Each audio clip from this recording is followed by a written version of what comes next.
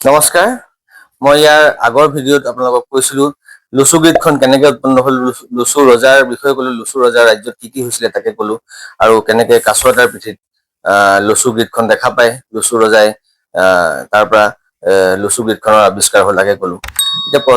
এতিয়া যেতিয়া বিভিন্ন দেশ ভ্ৰমণ কৰি আহি আমাৰ নিউমাৰলজিটো আমাৰ ইণ্ডিয়াত সোমালেহি আকৌ, তেতিয়া ইণ্ডিয়াৰ বৈদিক এষ্ট্ৰলজি আৰু বাহিৰৰ পৰা অহা যিটো নিউমাৰলজি সেইটো মিলি পেলাই ইয়াৰ ৰিচাৰ্চাৰসকলে বা ইয়াৰ জ্ঞানী গুণী নিউমাৰলজি ৰিচাৰ্চ কৰা লোকসকলে নিউমাৰলজিটোৰ ওপৰত কিছুমান চৰ্চা কৰিলে যে দুটা বৈদিক এষ্ট্ৰলজি আৰু নিউমাৰলজি কিছুমান সংলগ্ন কৰা যাওক। এতিয়া যেনেকে 9টা গ্ৰহ আছে তেনেকে 9টা নাম্বাৰো আছে, 1ৰ পৰা 9লৈকে নাম্বাৰ আছে। সেই প্ৰত্যেকটো নাম্বাৰকে একোটা একোটা গ্ৰহৰ অধিপতিত্ব দিয়া হ'ল।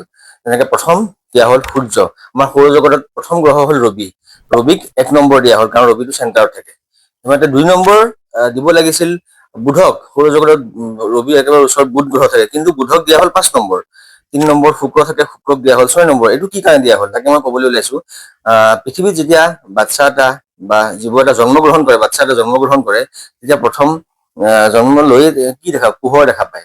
পোহৰটো ক'ৰ পৰা আহে? ৰবিৰ পৰা, সূৰ্যৰ পৰা প্ৰথম পোহৰ দেখা পায়। গতিকে তাৰপিছত পোহৰ দেখা পায়, আৰু লগতে ৰবিটো পিতৃকাৰক গ্ৰহ। জীৱ এটা জন্মগ্ৰহণ কৰিবলৈ কাৰণে পিতৃৰ প্ৰয়োজন খুব সৰ্বপ্ৰথম, গতিকে ৰবিক সেইমতে 1 নম্বৰ দিয়া হ'ল। 2 নম্বৰ দিয়া হ'ল চন্দ্ৰ। বাচ্চাটো জন্ম হৈ যেতিয়া পোহৰ দেখা পালে, পোহৰৰ পিছত লাহে লাহে দেখা পালে যে আন্ধাৰো হয়।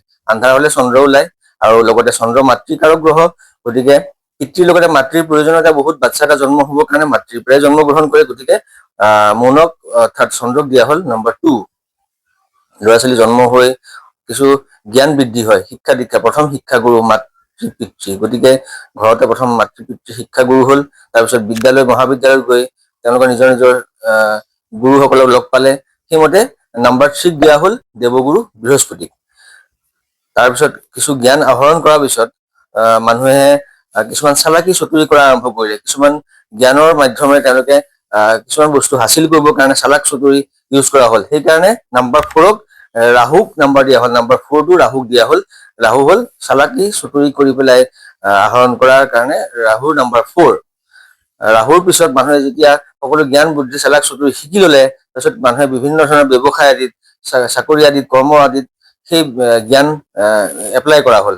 গতিকে সেই বিজনেছ, ব্যৱসায়, ইণ্টেলিজেন্স এইবিলাক সকলো বুধে বুজায়। গতিকে বুধক নম্বৰ 5টো দিয়া হ'ল। বুধৰ পিছত যেতিয়া জ্ঞান বৃদ্ধি হ'ল, মানুহে সেই বৃদ্ধি কৰা জ্ঞানখিনি বা বিজনেছখিনিৰ মাধ্যমেৰে তেওঁলোকে ধন ঐশ্বৰ্য সম্পদ আহৰণ কৰিবলৈ আৰম্ভ কৰিলে। তেওঁলোকে বিয়া বাৰু কৰাৰ মানুহৰ এটা বয়স হ'ল। সেই বিয়া বাৰু কৰা, প্ৰেম প্ৰীতিৰ আদিৰ সময় হ'ল। তেতিয়া সেই কাৰণে নম্বৰ 6 শুক্ৰ গ্ৰহ হ'ল লাক্সাৰী লাইফ এটা আৰম্ভ কৰিবৰ কাৰণে শুক্ৰ গ্ৰহ।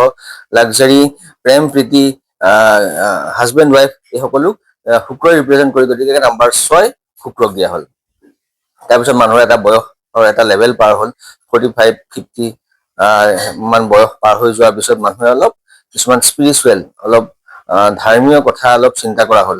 গতিকে নম্বৰ 7টো হ'ল কেতুৰ নম্বৰ। কেতু হ'ল স্পিৰিচুৱেলিটি নম্বৰ 7। তাৰপিছত মানুহ লাহে লাহে বৃদ্ধ হৈ আহিলে। বৃদ্ধ 70-80 বছৰ বয়সত বৃদ্ধ হৈ আহিলে। বিভিন্ন জ্ঞান বৃদ্ধি হ'ল। জীৱনত আহৰণ কৰা বহুত সম্পত্তি, ৱেলথ আদিৰ কাৰণে নম্বৰ 8ক দিয়া হ'ল শনি গ্ৰহক। নম্বৰ 8 শনি গ্ৰহৰ নম্বৰ।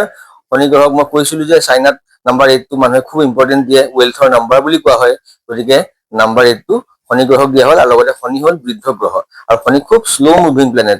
বৃদ্ধ হৈ অহাৰ লগে মানুহবিলাকৰ খোজ কাটলো লাহে লাহে শ্ল' হৈ যায়। গতিকে সেইটোৰ লগত ৰিলেট কৰি নম্বৰ 8টো শনি গ্ৰহক দিয়া হ'ল।